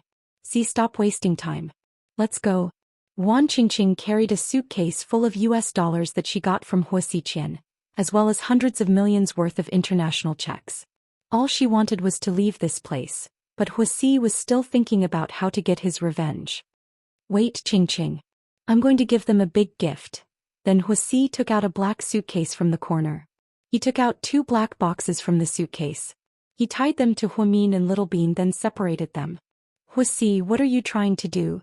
Huamin was already very weak. Even his voice sounded weak. You'll understand. You should thank me because I'm going to give your husband the biggest problem of his life. Then you'll see if he cares about you the most. After Huasi laughed viciously, he walked up to Huasiqian.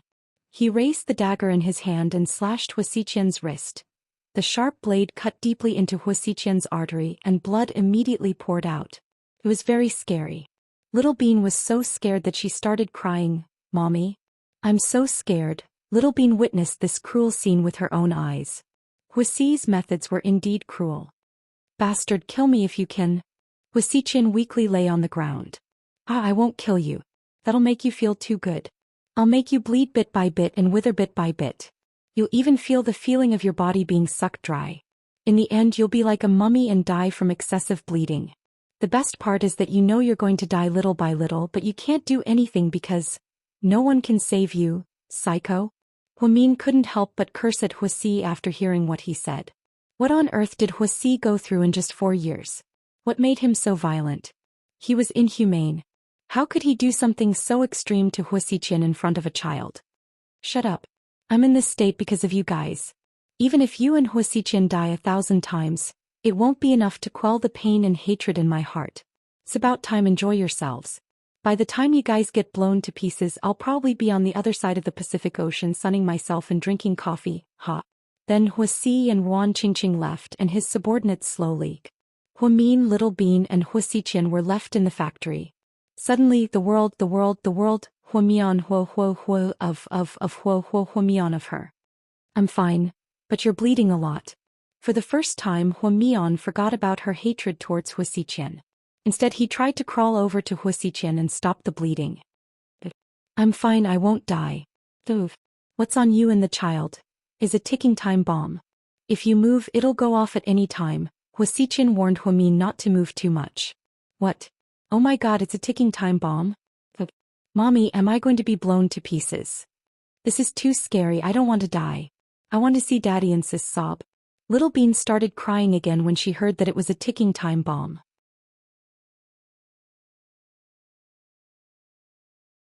Chapter 2000.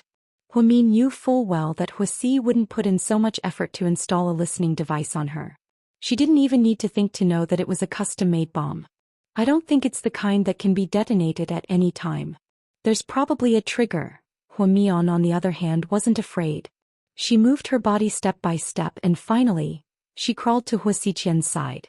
She used her mouth to remove a piece of cloth from her neck and tossed it to Huasiqian. Hurry up and bandage it. We have to stop the bleeding from your wrist or else your life will be in danger. Seeing that Huasiqian's blood was about to turn into a river, Huamin only wanted to save him. It was purely a medical worker's instinct.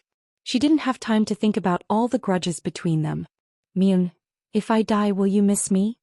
Hua Xiqian didn't take the cloth. She tilted her head and looked at Huamin's handsome face with a pale face. Is there any point in saying this at a time like this? Huamin frowned and said faintly. Of course. To me your answer is the most meaningful thing. Tell me, if I die, will you think of me? Even if it's just for a moment. Hua Xiqian forced a smile. Huamin paused. Maybe not, I don't know. To be honest, Huamin was conflicted. On one hand, she hated Hua Xiqian to the core because he did many things to hurt her and Qinchu. On the other hand, Hua Xiqian was extremely protective of her. In order to prevent Hua Xi from hurting her, he was willing to provoke Hua Xi. In the end, he ended up in this horrible state. As long as one was human, they would have compassion. Huamin was at a loss when faced with someone who had persecuted him time and time again and saved him time and time again. Fine. Although I'm not satisfied with your answer, I know you're sincere. Hua Xiqian turned around. With great difficulty, he picked up the piece of cloth and wrapped it around his wrist to stop the bleeding according to Huamin's instructions. Hang in there. My husband will come to save us soon. Huamin looked at Hua Xiqian, who was starting to lose focus. Hey, your husband saved you, not us. Huamian remained silent after hearing this. Besides, Qinchu wanted to kill me anyway. If he comes, I'll be free. I just hope that he'll let me die a quick death. Hua Xiqian's consciousness began to blur, probably because he had too many wounds and too much blood. His voice was also extremely soft. He only felt cold, sleepy, and a little tired. I'm a little cold. Huamin's heart sank. His hands were tied, or else he would have found something to cover him with. I'm a little sleepy. I want sleep. Hua Xiqian, listen to me. You can't sleep.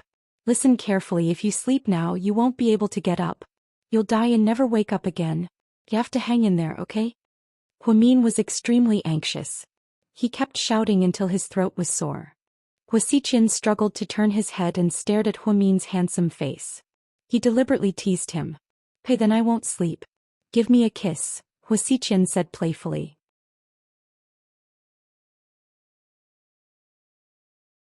Chapter 2001. Huamin was speechless. What's with that look on your face? I was just teasing you, silly girl. Huamin's face was covered in tears. Although Hua Xiqian was a big bad guy and she wanted him to die, she didn't want him to die. However, she still couldn't accept seeing him die in front of her. As a doctor, although she should have been indifferent to life and death, she still couldn't accept it. It would be the cruelest thing in the world for someone she was familiar with to die bit by bit in front of her eyes like the stars in the sky. Mian, talk to me, I don't want to sleep. Okay, I'll talk to you. Huamin was out of breath from crying. Seeing her mommy talking to the big bad guy, Little Bean didn't dare to cry anymore. At this moment she calmed down. Mian, do you know what I was thinking when you were sentenced to death in prison? No. Huamin shook his head. Then I'll take you and leave this place. We'll go to a small island in the Pacific Ocean and build a beautiful manor there. It's like spring all year round, facing the ocean and blooming flowers.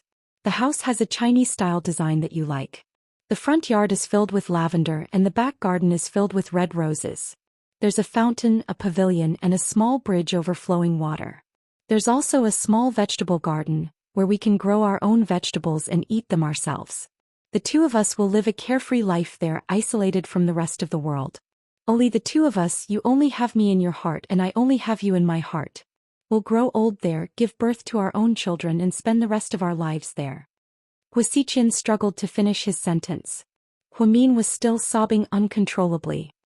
That's a beautiful dream, Huamin said as he cried. Huamin thought that a person like Hua Xiqian would have a dark heart and wouldn't have a beautiful dream. However, Huamin could imagine the scene he just described. Every scene was a waste of time and was the most beautiful thing in the world. It turned out that a person like Hua Xiqian also had a beautiful dream. However, that person had to be Huamin. Mian, I've never loved someone so much before, but I love you so much. I fell in love with you earlier than Qinchu and deeper than Suyu, but I'm the most pitiful person in the world. I can't even get your pity. Your smile is a luxury to me. I can't accept it, I really can't accept it. Hua Xiqian coughed violently. He couldn't accept it. You're wrong. Hua Xiqian, love isn't something you can predict or prepare for. It has nothing to do with sooner or later. I just fell in love with Qinchu. No matter how early or late he came, he'll always be the love of my life. You, on the other hand, don't have nothing. There are so many people who love you, but you don't know how to cherish them, Huamin tried to persuade Huasiqian. Love me? Who are those people you're talking about? Emo Shuer and Yen Ruashi. I can only say that their love in my opinion is cheap. Huasiqian sneered. No, as long as you truly love someone there's no such thing as cheap. You say that you love me but you've done a lot of things to hurt me. In my opinion if you truly love someone, you won't have the heart to hurt them. Su you never hurt me so I've always treated him as an important friend in my life. I've done so much just to be with you. Mian, in my life I only have one wish. I'm not greedy. Huasiqian's eyes dimmed. He looked at Huamin with deep love and even a hint of humility.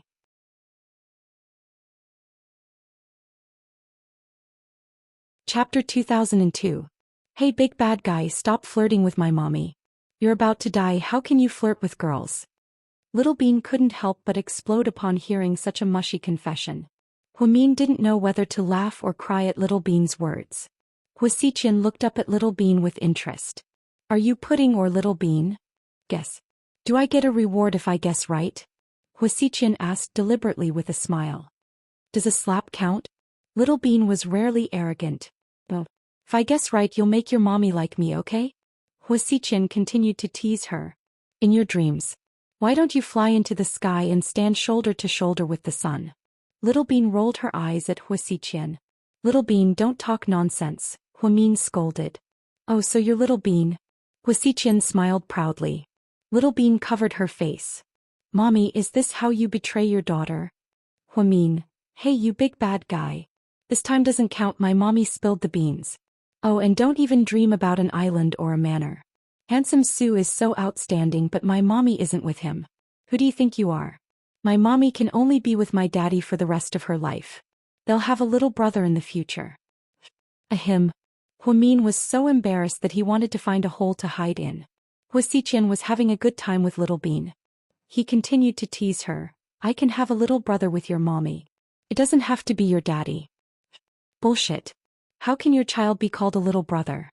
Only someone with the same parents is a little brother, okay? Plus you're so ugly. How can your little brother be good looking? Only the Qin family has the best looks and genes. Little Bean said with a sense of superiority. Little Bean and Huamian talked to Huasiqian from time to time, trying to stall for time so that he wouldn't fall asleep.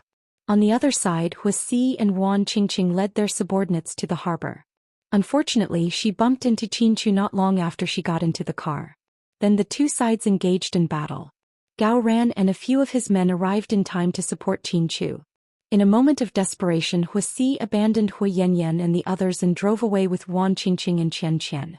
Qinchu was more familiar with the terrain here than he was, so he drove his sports car straight into it. Huasi's black SUV was knocked over the guardrail and almost fell off the road. Huasi opened the car door and crawled out with difficulty.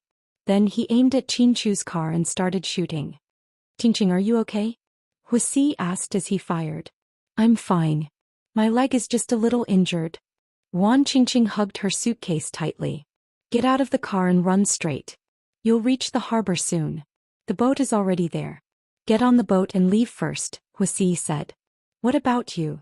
Don't worry about me. Qinchu won't dare to do anything to me.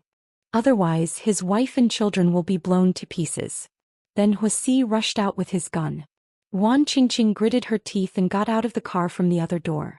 She ran towards the harbor. Qinchu and Huasi shot at each other for a while. In the end, they still couldn't decide the winner. When they ran out of bullets, Qinchu suddenly threw down his gun and slowly walked out from the back of the car. Huasi, come out. I know you don't have any more bullets. Qinchu yelled at Huasi. You're tuning in to the Biao's Wuxiao Chronicles YouTube channel. Don't forget to subscribe and join us on this journey to catch the most captivating stories.